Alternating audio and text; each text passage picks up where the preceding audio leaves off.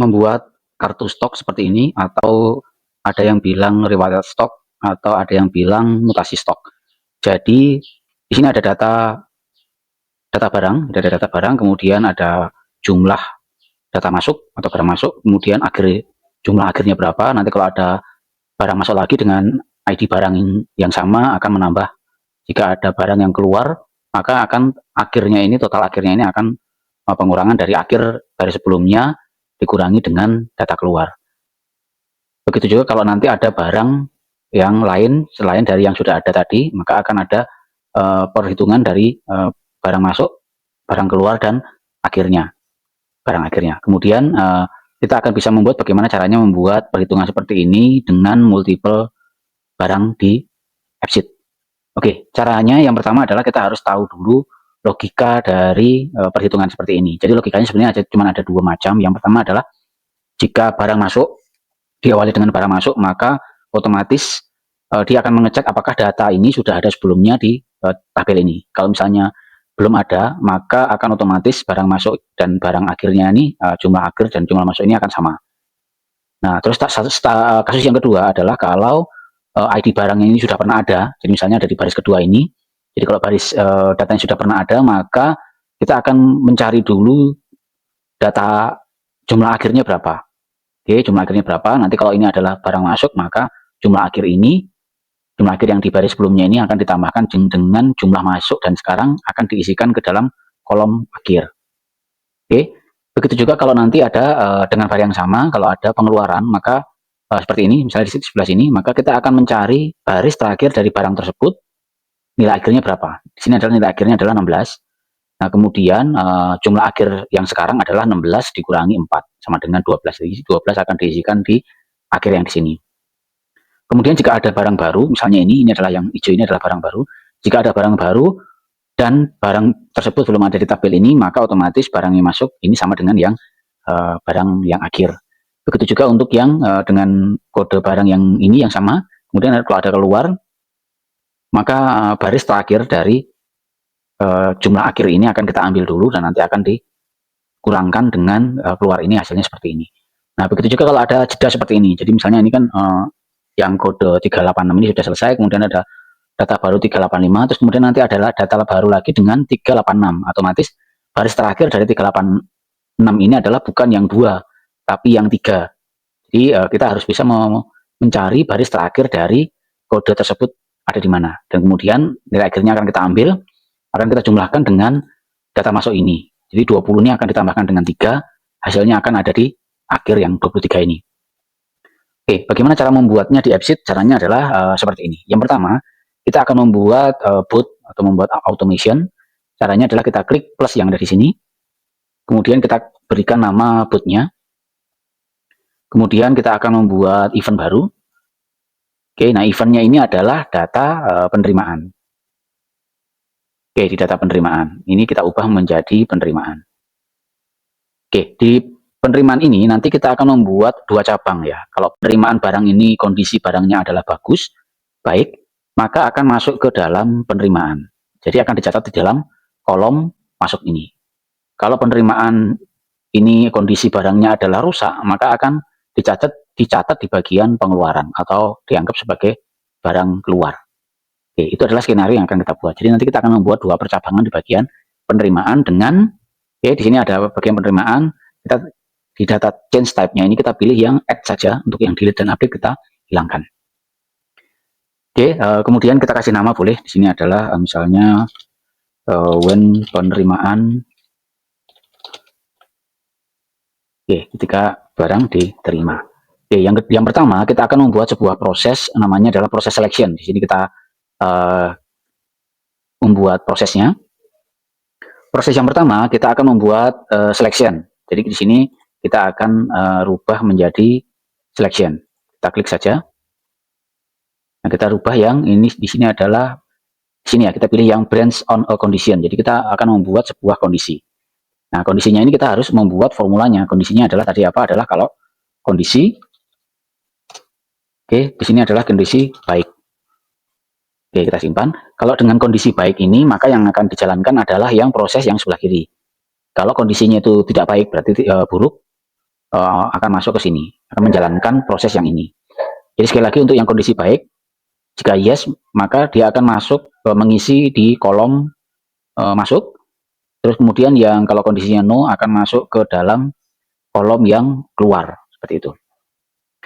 Oke, ini sudah ada percabangan kedua. Nah, cabang yang pertama adalah kalau kita kondisinya baik. Jadi kalau kondisinya baik, kita akan membuat proses baru. Kita klik di sini. Terus kemudian kita pilih create new process. Nah, kemudian di sini kita akan rubah run conditionnya adalah yang run data action. Nah, kita pilih yang run action on rows. Nah, di reference tabel ini kita akan memilih yang data penerimaan. Oke, data penerimaan. Oke, di reference row-nya ini adalah menandakan data apa yang akan kita eksekusi. Jadi tidak semua data, tapi data tertentu saja yang akan kita eksekusi. Jadi caranya adalah kita klik yang reference row-nya ini, kita pilih yang kita membuat sebuah select data ya, select data. Nah, kita akan membuat select data, kita akan mencari atau memfilter data dari data penerimaan. Oke, di data penerimaan kita ambil ID-nya, ID penerimaan. Nah, kemudian kita buat kondisi tertentu. Nah, kondisinya adalah yang kondisi. Jadi kalau ada dua ini ya. Jadi yang pertama, pertama adalah yang kondisi tadi. Jadi ini kita pilihkan kondisi sama dengan baik. Oke, terus yang kedua, yang filter kedua adalah kita akan buat sebuah proses, kondisi proses yang sudah dibuat. Jadi kita akan membuat proses sama dengan oke gitu ya. Jadi kita akan tambahkan sebuah kondisi dengan n. Nah, di n ini kita buat kondisinya adalah yang proses sama dengan oke. Jadi yang sudah diproses gitu ya. Kemudian kita simpan. Nah, ini di bagian reference row-nya. Jadi kita sudah memilih baris yang akan kita eksekusi. Nah, kemudian kita akan menjalankan sebuah action. Nah, action ini kita belum punya, jadi kita akan membuat action. Jadi kalau di sini adalah yes, berarti adalah barang baik gitu ya. Jadi oke, kita buat sebuah action baru. Oke, sebuah action baru. Kita di sini actionnya kita pilih yang menu action di sini. Kemudian kita pilih buat action baru. Oke, di actionnya ini adalah di sini masuk gitu ya, misalnya barang masuk. Nah, kemudian di bagian record table-nya ini kita pilih yang bagian penerimaan. Oke, di bagian penerimaan, yang di bagian do this ini kita pilih yang add new row. Kita di sini add new row to another table. Oke, kemudian table yang akan kita masukkan adalah table yang stock in lab. Oke, stock in lab ini adalah data yang ini ya, tabel yang tempat kita akan mencatat history ini. Jadi ini kan stock in lab nama tabelnya. Nah, tadi itu saya masukkan ke stock in lab seperti ini. Oke, kemudian di bagian row ini kita pilih, tentunya adalah kita pilih yang ID lab-nya ini sama dengan ID lab.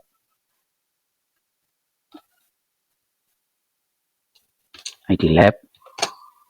Terus kemudian di bagian kolom lagi ini kita masukkan sama ID barang, ini juga dimasukkan dengan ID barang. Oke, ID barang.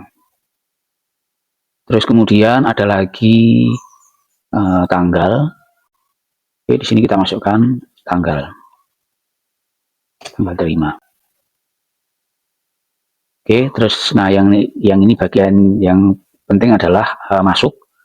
Masuk ini kita berikan inputan jumlah terima. Di sini kan ada jumlah penerimaan ya. Oke, kita ini jumlah penerimaan karena ini barang masuk, maka yang dimasukkan adalah yang kolom masuk. Nah, kemudian di bagian akhir, di sini kan ada akhir ya, ada akhir.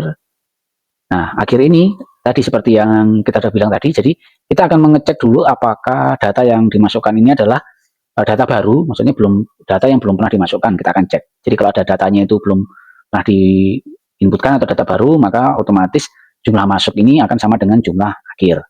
Kalau dia itu data yang dimasukkan itu sebelumnya udah pernah ada dimasukkan, jadi kita akan ambil data akhirnya ini. Untuk kemudian data akhir yang ada di baris sebelumnya, di ID barang yang sama, kemudian nanti akan kita tambahkan, hasilnya akan kita masukkan ke dalam kolom akhir ini. Seperti itu. Ya, caranya adalah di bagian akhir ini kita akan membuat formula if untuk ini ya, untuk mengecek apakah dia itu barangnya itu sudah pernah dimasukkan atau belum. Oke, kita akan berikan dia is blank untuk mengecek apakah dia baru atau tidak. Terus kemudian kita akan membuat select dari tentunya adalah stok tadi, stok in lab tadi. Nah, kita ambil di akhirnya, di kolom akhir. Oke, kolom akhir. Nah, dengan kondisi, kita berikan kondisinya itu ada dua kondisi. Kondisi yang pertama adalah jika baris yang sekarang, jadi di ID lab yang sekarang ini sama dengan yang ID lab yang ada di data. Oke. Kemudian kondisi yang kedua adalah jika ID barang ini sama dengan ID barang yang sekarang di baris yang sekarang ada. Oke, kemudian sini ada ID barang. Oke, kita akan mengecek apakah sudah ada ini ya, apa namanya, sudah ada datanya atau belum, seperti itu. Oke, terus kemudian kita akan mencari apa namanya, kita akan mencari di sini kan sudah ada if-nya ya. Nah, if ini oke, untuk select ini kita akan ambil satu data aja. Jadi kita harus tambahkan dia any sini. Blank terus di sini ada any. Jadi kita akan ambil satu data saja. Oke, di if ini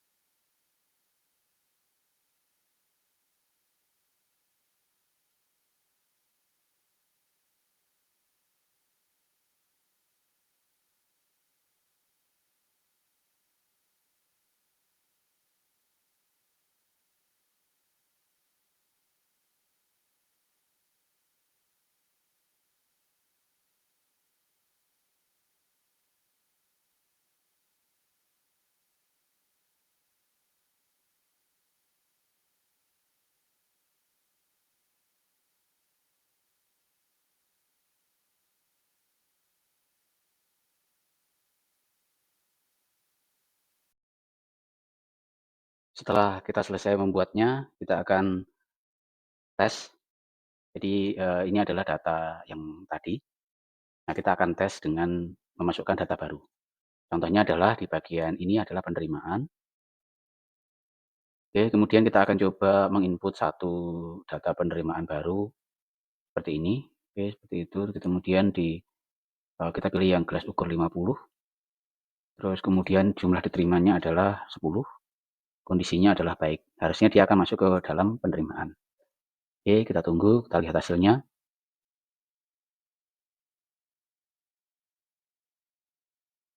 Oke, ini sudah masuk ya, ada satu ID barang baru, kemudian masuk 10, totalnya adalah akhirnya adalah 10. Jadi kita akan tambahkan satu penerimaan baru lagi. Kita akan tes apakah penerimaannya akan masuk. Kita masukkan dengan data barang yang sama tadi, yaitu gelas ukur ukuran 50, kemudian jumlah diterima adalah 5, kondisi baik.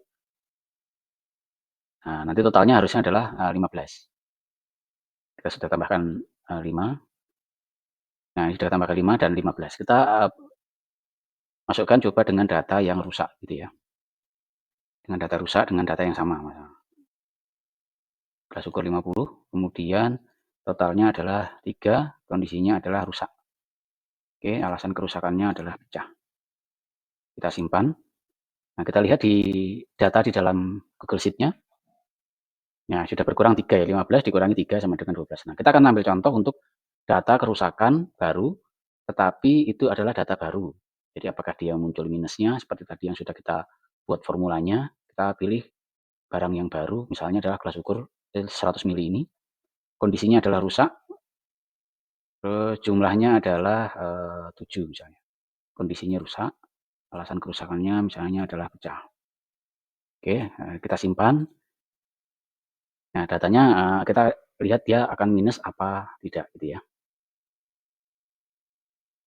Oke, minus 7 ya, minus 7. Kemudian kita akan coba tambahkan satu barang, kita akan tes ya untuk yang ini kan sudah ada jedanya ya, untuk yang data barang yang 226 ini. Kita akan masukkan apakah pengambilan baris terakhirnya ini benar di sini ya, di nomor 15 ini apakah benar. Kalau sudah ada jeda di nomor apa ID barang yang baru. Kita tambahkan ya. Kita tambahkan, kita tadi menambahkan untuk yang data gelas ukur tadi ya, gelas ukur 50. Oke, nah terus kemudian di sini ada misalnya ada 6, terus datanya adalah rusak. Rusak, terus kemudian kita simpan. Nah, kita lihat apakah dia mengambil datanya itu benar. Jadi data akhir yang tadi yang di 12 ini. Oke, ini 12, terus rusak 6 berarti harusnya di 6. Oke, benar ya. Berarti formula kita sudah berjalan dengan baik. Baik teman-teman, semoga video ini bisa membantu teman-teman yang sedang membangun aplikasi inventory atau aplikasi stock management. Ini fitur stok, buku stok atau buku buku apa, mutasi stok dan histori segala macam ini biasanya dipakai. Dan ini adalah logika termudah ya untuk menghitung atau membuat kartu stok. Begitu, terima kasih.